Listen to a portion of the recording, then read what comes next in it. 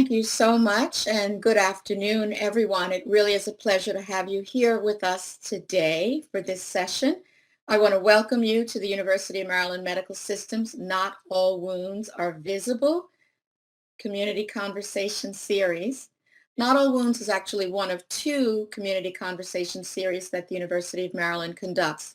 The other one is Let's Talk About Health, which features important topics on physical or somatic health, and that's offered once each month. As Peter said, I'm Donna Jacobs, and I will moderate today's program. The Not All Wounds Are Visible community conversation focuses on issues related to mental wellness and behavioral health. Through this series, we strive to increase awareness and remove stigmas related to mental health, problems that we're considering a lot in our communities these days.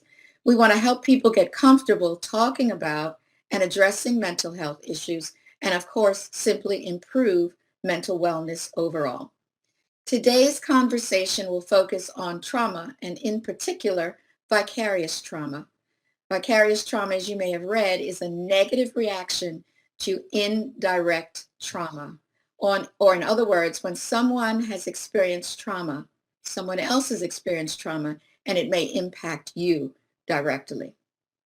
So here to talk to us today about trauma generally and vicarious trauma again in particular, the signs, the symptoms, and ways to cope is one of my very good friends and experts here, Wanda Binns. She's been a frequent presenter in our Not All Wounds Are Visible series.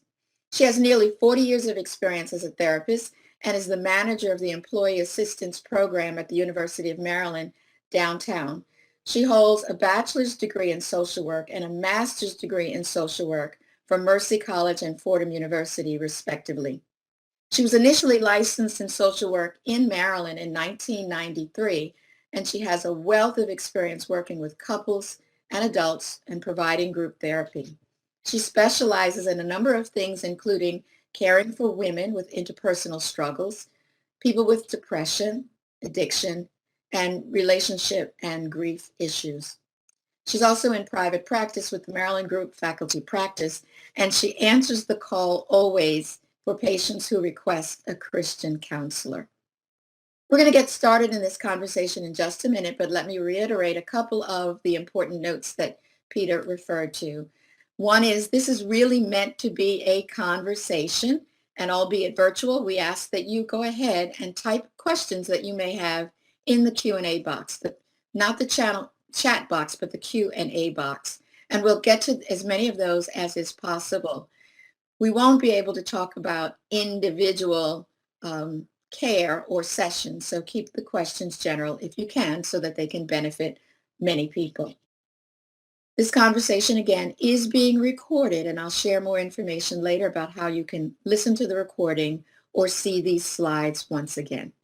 And today, I'm really happy to have Ms. Binns with us. And Wanda, let's get started.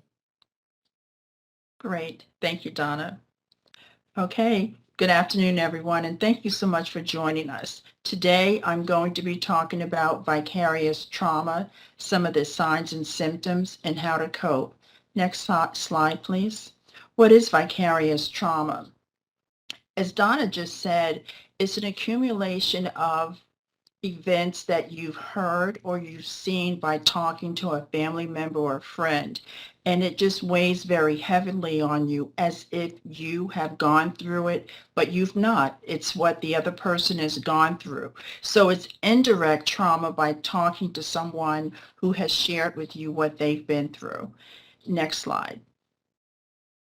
Vicarious trauma truly is a distressing situation. As a clinician, I'm often listening to clients talk about the various situations that they've gone through. And sometimes for me, it can be very heavy. And oftentimes for those of us that are working directly with clients or patients in therapy, fire department, the police department, even teachers, sometimes we see and hear situations that can weigh very heavily on us. And while we are not experiencing the trauma itself, it's what we've seen, it's what we've heard that impacts us. when you really stop and think about it, as human beings, we have the capacity for deep compassion for what other people have gone through, which is why sometimes when people tell us what they're going through, we get very emotional. Well, when it's vicarious trauma, it's intensified because, as I said, it's almost as if you are feeling what the person has been through. Next slide, please. I've already talked about it's a type of stress. And when you listen to someone who's talking about their pain and suffering, as a clinician, I know how to have those boundaries. Why, when I listen to what they're saying, when they walk out the door, I try not to continuously think about what they've said, because the reality is I need to be available to talk to the next person that's coming in. But as a non-professional, sometimes these things just weigh on you and you're constantly thinking about it. Another word for that is ruminating. You just can't get the thought out of your head, and sometimes people have difficulty sleeping, so forth and so on. I'm going to get into the symptoms in a bit. Next slide. The expectation that we can be immersed in suffering and loss daily and not be touched by it is as unrealistic as expecting to be able to walk through water without getting wet. I love that saying because it really epitomizes there's no way that I do what I do and not be impacted by the clients that I see or hear.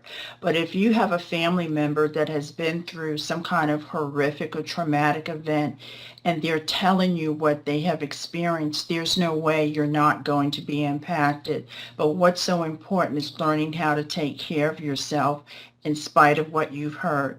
Next slide, please.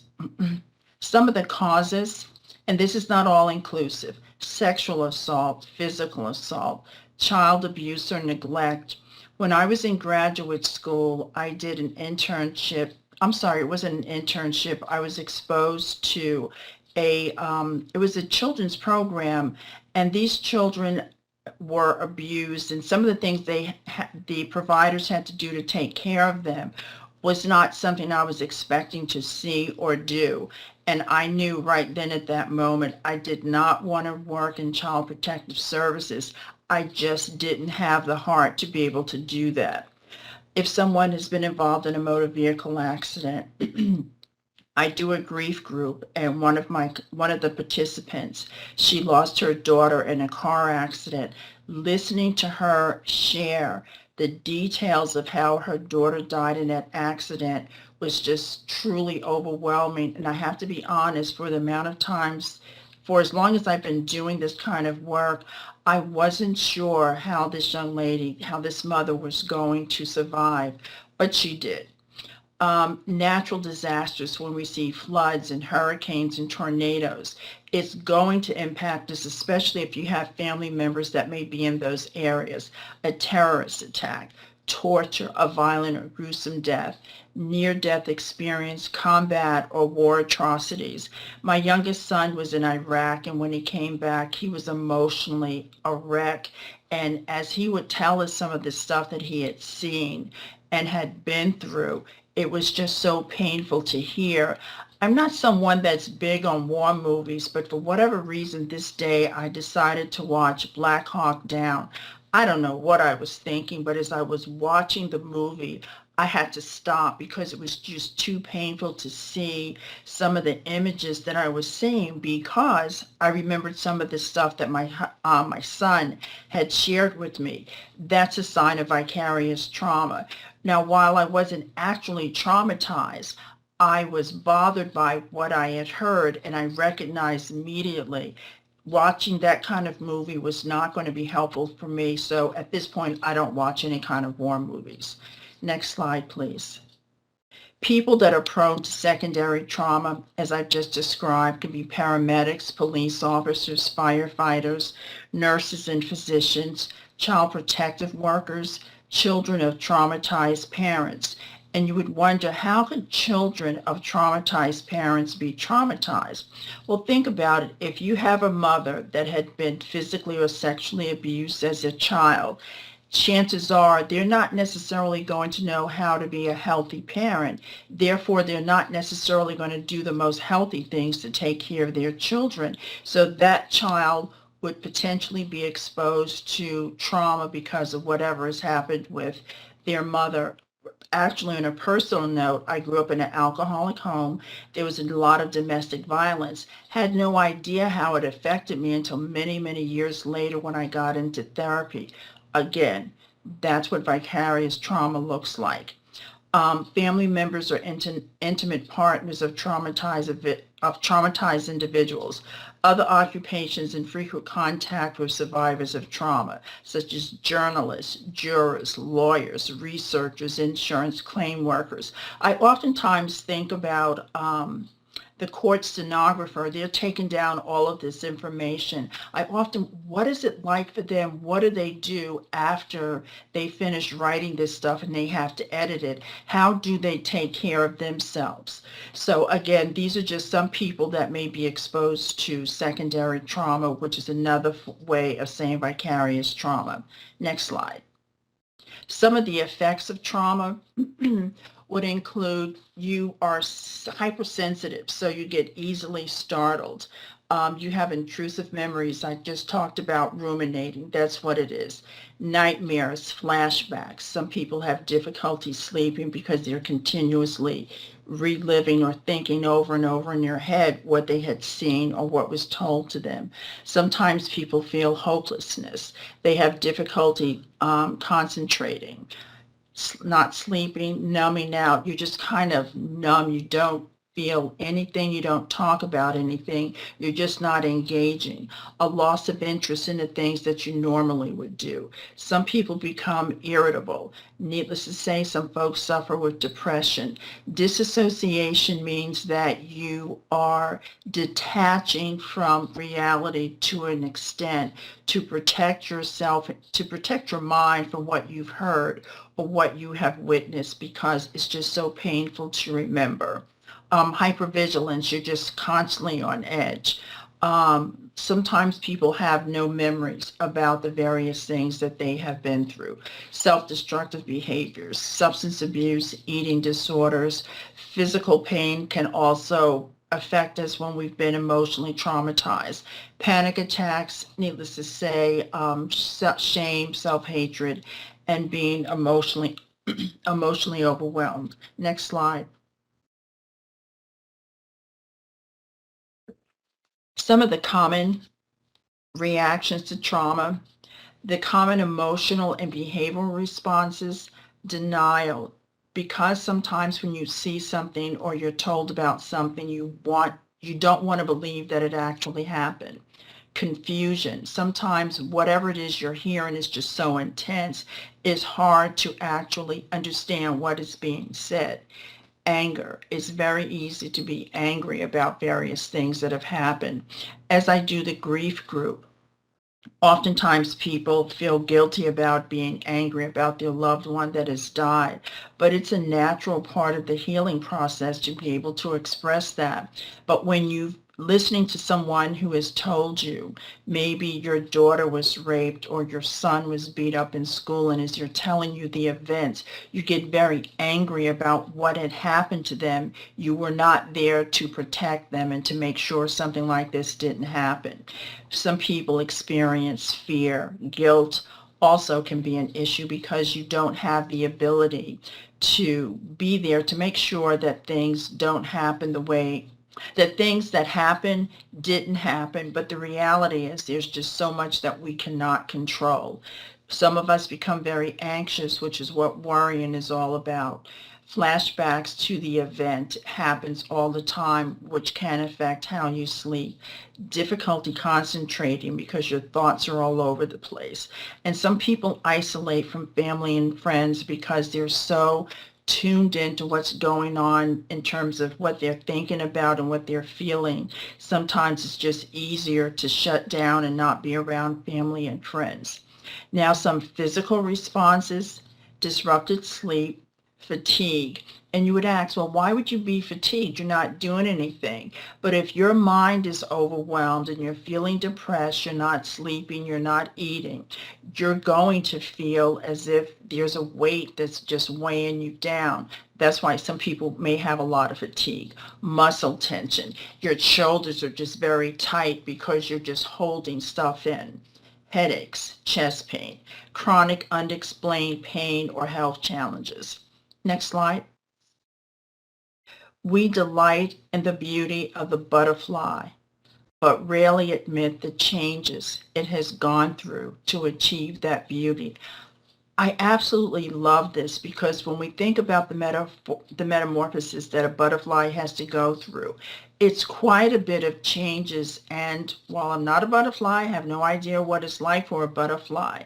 But when we look at the butterfly coming out of the cocoon, I don't know if it's painful, but when you think about someone that has been traumatized, whether, let's just say they've been in a fire, maybe they've lost family members, as they're reliving that, it is horrible to talk about it. It's horrible to share. But on the other end, it's horrible to hear about it. As you're going through the process of talking about what you have witnessed, what you have seen, if you're getting support and help, you want to be able to start moving to a point where you're growing, where you're evolving, to the point where you become that beautiful butterfly because you've just let go of everything that you've been thinking about, everything you've been feeling. So you want to get to a point where you can be healthy, deal with everything you've seen or witnessed or you've heard, and be able to heal and let it go. Next slide, please. This is a small video, a short video that I found that I think really gives you an idea of what vicarious trauma is like and how it can affect you. Please play it. Thank you.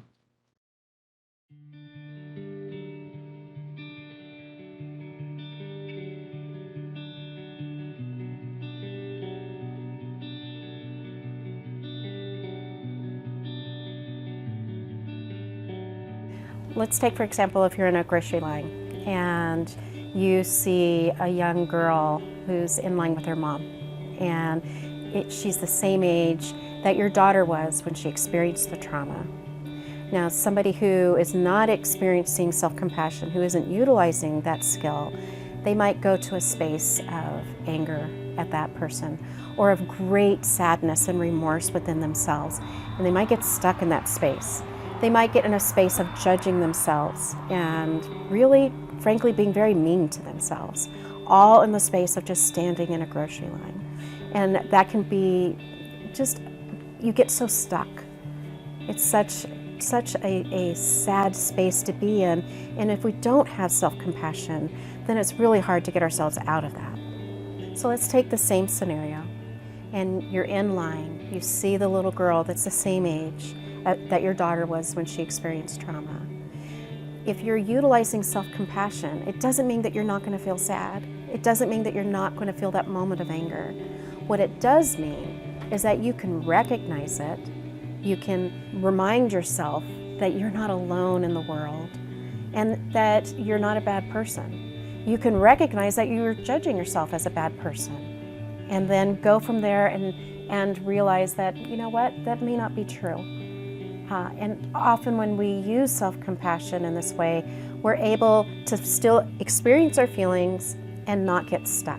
We're able to move on and grow and heal.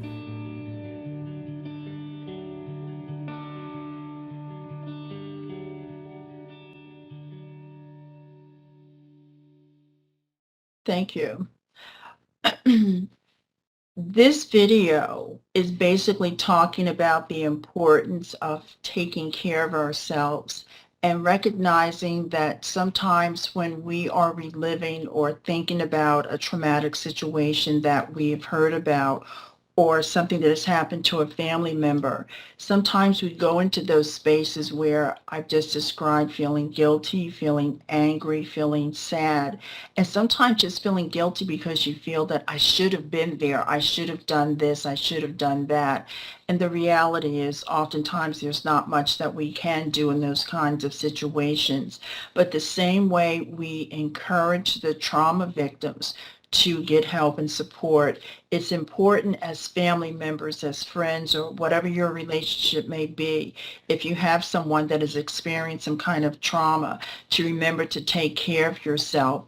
One of the things I tell clients all the time about therapy is if you recognize that something is going on and you come in to see someone such as myself, that really is a good sign of good mental health. Even though you may not be feeling great, but you're making a decision to go and talk to someone to try to figure out what's going on or how to process whatever it is you're doing. And oftentimes, I don't have a magic wand and I don't walk on water, but when I see clients who walk out of my office smiling, laughing, even though they may have been crying, but there's a lightness about them, it's because they've taken the risk, they've taken the chance of opening up and sharing with someone that they don't know. And sometimes the hardest part about therapy is talking about those things that you don't want to talk about because it's so painful. But an analogy about working with a burn patient, you have to touch them in order to heal them. It's the same thing when you're working with clients, patients, or family members that have been traumatized.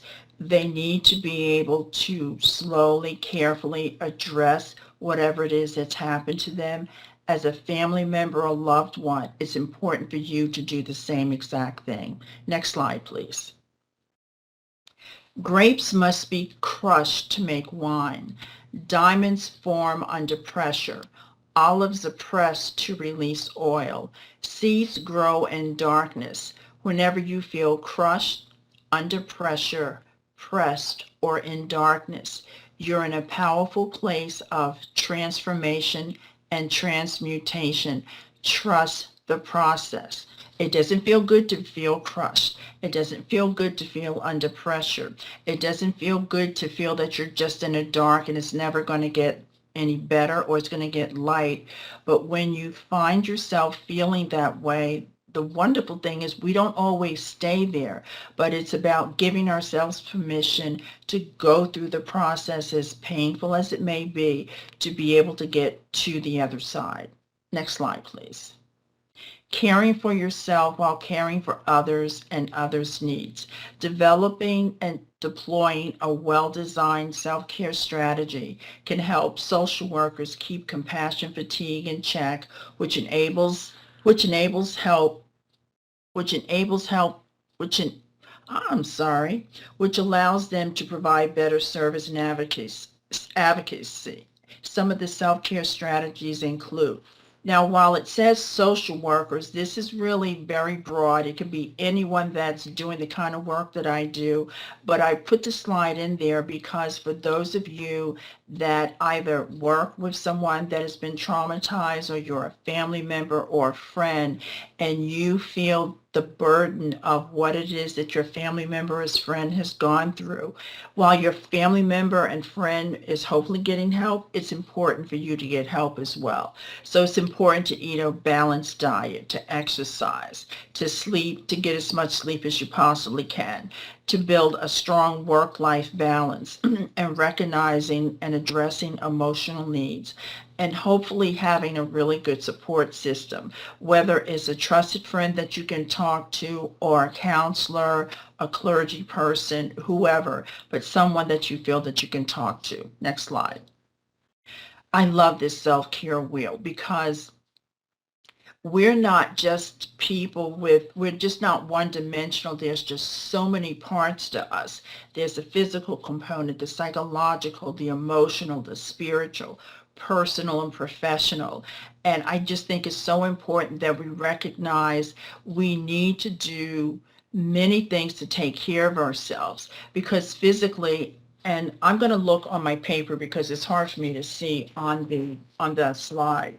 So physically, you want to talk about self-caring, getting regular medical care, eating healthy, exercising, ask for support, taking a walk, turn off your cell phone. If it's psychological, self-reflection, therapy, journaling, self-awareness. All of these things are really important because what you're doing is you're recognizing something is going on with me. There are certain things that I need to do to take care of myself. Emotionally, you want to affirm yourself. I truly encourage clients to create some kind of self-validation. One of my one of my affirmations is I don't do drama. And my thought is just because you want to be nuts doesn't mean that I have to be nuts. So that's one of my affirmations. I don't do drama. Emotionally, if you need to cry, cry. Crying is so healing and therapeutic, and people feel that it's a sign of weakness. It is not. It's exactly what our body needs to do in order to get rid of the toxins that we're carrying with all of the stuff that we're thinking about or whatever it is that we may be feeling. Practice forgiveness. Cuddle with your pet. Pets are awesome. I don't have any because I don't want the responsibility, but I can love your dog and love your cat from afar. Spiritually, going for a walk. I absolutely love this time of the year because I love the colors. It doesn't love me. My allergies are really bad. I have this picture on my wall as a calendar somewhere in Japan. There's a lot of water and the trees are just beautiful colors. Every time I look at that picture, I just feel this sense of peace, a sense of calm. That's a form of spirituality for me. So it's about defining your spirituality and what works for you. Writing a poem, reading a book, personal, learning who you are, figuring out what you want in life, planning long-term and short-term goals, fostering friendships, healthy friendships. Sometimes we have relationships that are not the healthiest, and I believe that sometimes we have to detach with love. Sometimes we know that there are certain friends that have some issues with them. I call them special, and if they're special, I talk to them, I interact with them, but we're not going on a trip. We're not necessarily going out to dinner. I love you and I care about you. I'm going to let you stay on that side of the fence. I'll stay on my side of the fence. Remember, my affirmation, I don't do the drama. Let's see, I got emotional, professional. Professionally, take time for lunch. Oh my gosh, that is so important.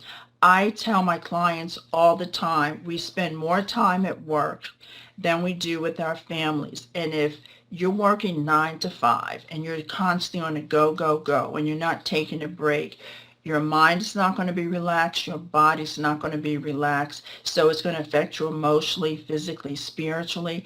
Taking a lunch break, whether you eat or not, is not the issue. It's just taking the break to get outside. I'm not going to say smoke, but some people do that. But just taking that time just to have a few minutes to yourself. Let's see, professionally, leaving work at work, defining those boundaries.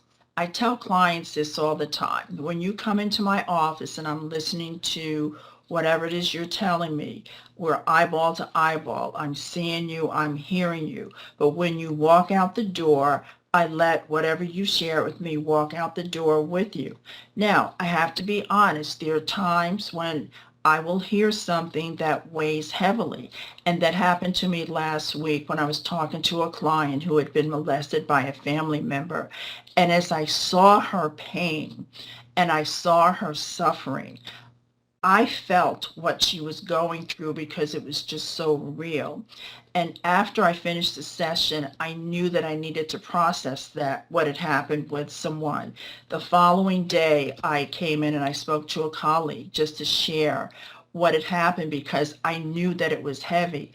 That's what vicarious trauma is. I felt for what this young lady had experienced, the pain that she was currently going through, even though it happened maybe 20, 30 years ago. And because it was a virtual session, there was nothing that I could do physically to comfort her. I just had to allow her to be there, be in her pain at that moment. But for me, seeing her in pain was just so hard. Remember earlier I talked about we're people, we're human beings, we feel for other people. I'm someone that watch movies and I Heck, I apply at a commercial for Pete's sake. And so if you're that kind of person, you truly are going to feel for what other people are going through.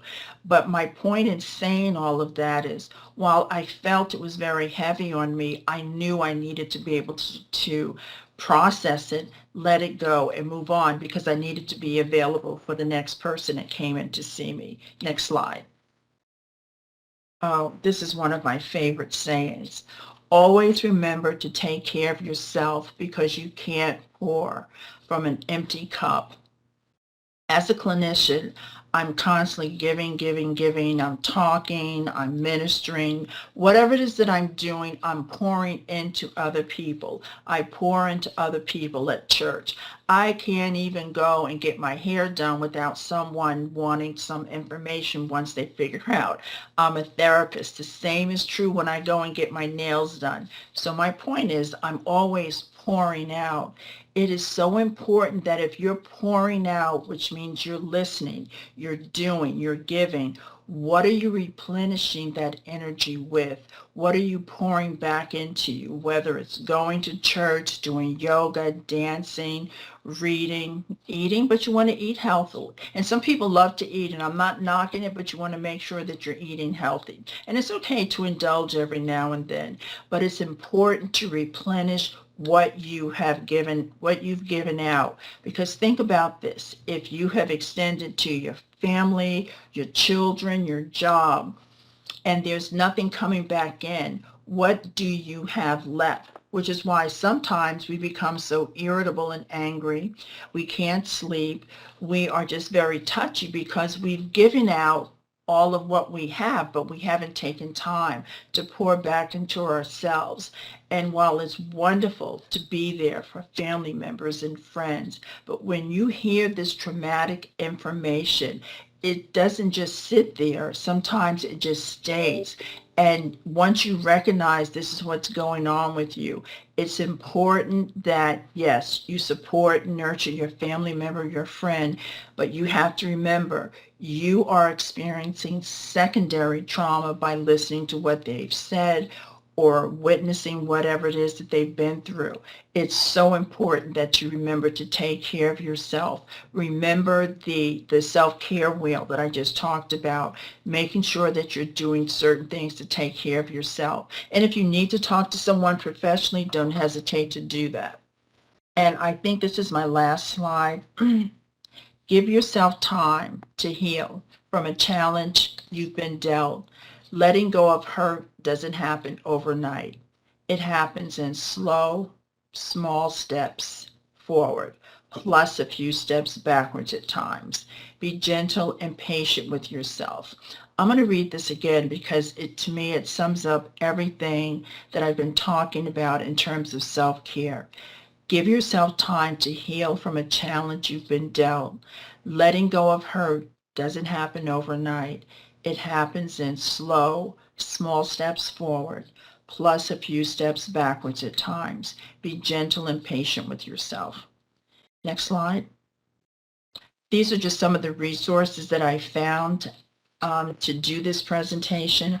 I thank you all for being a part of this. I hope something that I've said has been informative and helpful. Thank you so much.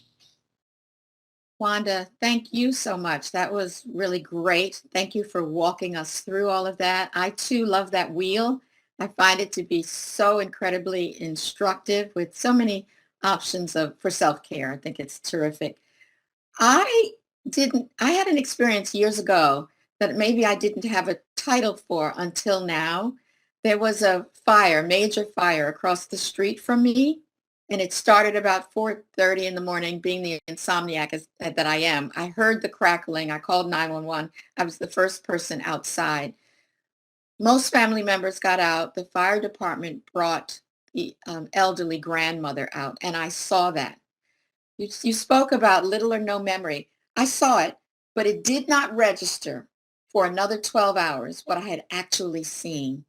And so, the brain is obviously very protective. It kept me safe while I spoke about what I'd seen and processed it and got to work and all of that. And later it hit me.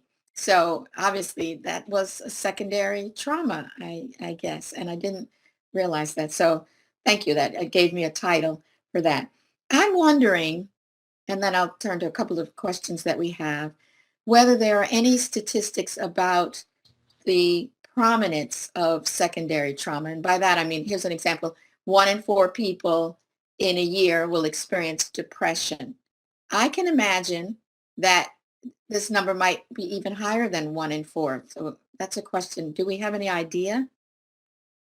That's an excellent question, Donna, and I don't have any idea what that number is like. And I wanted to say this also, during the midst of the pandemic, I'm sure there were so many of us that were traumatized by what we were seeing or hearing. And while I don't have specific numbers as a result of the pandemic, I know as a clinician, we were swamped with calls with people needing to be seen, and just hearing some of the nurses that I saw talk about what they had witnessed was very painful to hear. And again, I can't give you any numbers. I can only tell you what I've experienced, but that's not statistic. Recently, and I can't remember the source of the study, there was a survey taken where people were asked, what are the top concerns that you might have? This is following COVID. This is within the last couple of months. 97% of the people said mental stress Mhm. is what people were experiencing. So maybe I answered my own question. Mhm. Someone has asked if the slides will be shared. Yes, they will. I'll tell you about that later. Question here. How can you talk to the person close to you who has experienced trauma if they aren't seeking help for themselves? I had that question as well. Excellent question. All that you can do is suggest that talk to them about the importance of self-care. But remember this, you're trying to pour into them. If they're refusing to receive and hear what you're saying, my recommendation is you still want to take care of yourself. Because they're not getting help doesn't mean that you stop thinking about what they've been through or what they're going through.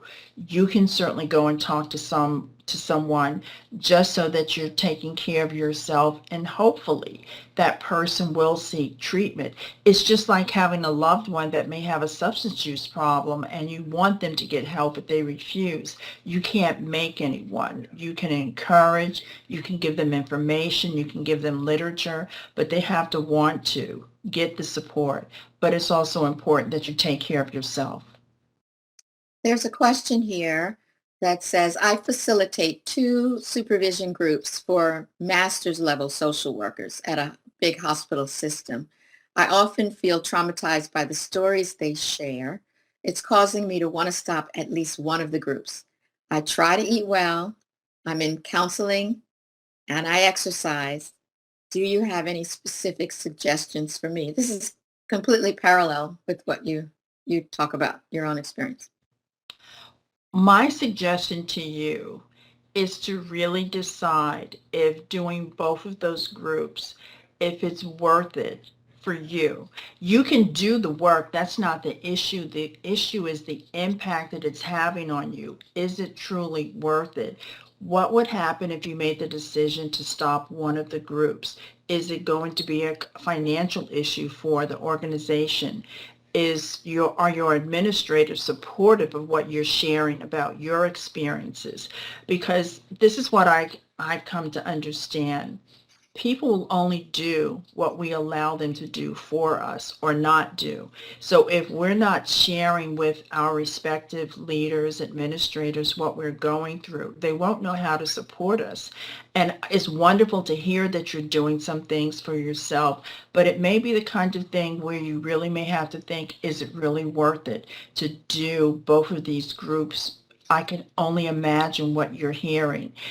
Yes, it's important to provide the support for your clients, but it's just as important as the clinician that you're getting the support for yourself. I hope that answers your question. There are several questions in the next vein, which is, when a child has experienced the secondary trauma, what's the best way to begin that conversation with them? And let me just borrow a little bit from another question similar. how do you know? What are you looking for in that child to determine whether or not they may be experiencing secondary trauma? I'm going to preface my comments by saying this. I don't work with many children. As I said, I chose not to because I knew that I couldn't handle it emotionally. So I'm not an expert, but I'm just going to tell you what I think based on my years of experience. What you're probably going to see is a lot of acting out behavior, probably not sleeping well, not doing well in school. They might be fighting. They may not be eating the same things that we would do if we're feeling if we're going through something. But remember, children don't necessarily have the same ability to verbalize what it is that they're feeling. And I do know that just sometimes sitting down, talking to them eyeball to eyeball, and just making them feel comfortable sometimes gives them an opportunity to know, one, that you love them, that you care about them, and you want to do what you can to support them. But my recommendation is, because I'm not an expert in this, is please feel free to touch base with a pediatrician or to touch base with a child psychologist who can give you some more answers than I can. That's helpful, though. Here's a question. We only have two more, I think. Is there a point where you need to pull away from the traumatized person because it's taking too high a toll on you? And I guess corollary is, and when do you know what that is? Absolutely. And it kind of goes back to the question about what do you do if someone that you love or care about refuses to get help? It's the same kind of thing. If the person is getting the help that they need, wonderful. But if it's kind of a hit and miss, it's up and down, they're not truly committed to treatment. And I sometimes tell when I'm working with students, who's doing the work? Are you doing the work or is the client doing the work? Because as a clinician, if you're working harder than the client, it's not benefiting the client. And my point in saying that to you is if you're pouring more into your family member or friend and they are not growing, they're not healing. And I'm not saying there's anything wrong with them. They may not be ready to take on the responsibility of getting help. But if you recognize it's causing you too much pain, suffering, or whatever's going on, if you need to take a step back, you're doing that for yourself. It doesn't mean that you don't love your family member, your friend, or you don't care about them. You're realizing that whatever's going on with them is more than what you're capable of doing. And you don't want to end up being as bad as they are, depending on what they're going through. That's great information. Is there is there a single, you talked about a number of things that might happen in the symptoms. Is there a single telltale sign that people should, or the first indicator that people should be aware of to know that they're going through secondary trauma, vicarious trauma? Or is it just so individual that it's hard to say? It really is. But one of the things that for me would stand out is you can't shake the image of what it is you've seen or what it is you've heard. So, and because you can't shake the image, it makes it hard to concentrate. You can't focus. You may not be sleeping and you may just kind of shut down. But so my thought is the fact that you're just constantly having the images that you can't shake, that's assuming you can remember what it is that you've seen or what it is that you've heard. That's really helpful because so many of the symptoms could be physical health problems. Right. It's the replay over and over of what that trauma Absolutely. is. And Okay. Donna, that's a good point because oftentimes people do have physiological symptoms that are masking what really is a psychological issue, but you don't know. People go to the doctor and they're having chest pains or stomach problems, and they get checked out and everything is fine. Then the doctor's going to say, so what are you worried about? What else is going on? And that's another way of identifying that it's not physical. It is more psychological, and it's about trying to pinpoint what it is you're really worried about or concerned about. Great. Wanda, thank you so much for this discussion today. The information has been so clear and so very important. And I want to say thank you on behalf of everyone who has been listening today. Let me have the next slide, and I can tell folks. So the question came in the chat, in the Q&A, about whether or not this information would be available. And it will be in about 48 hours or so if you go to ums.org/community/conversations. And there you can also look at any of the other sessions that we've done as part of the Not All Wounds Are Visible series. They're listed there. You can replay them as many times as you might like. You can hear this entire presentation, and the slides will be posted there as well. I think that's the last slide. Let me just once again say thank you to you, especially Wanda, and thank you to all of you who joined us. Have a great day.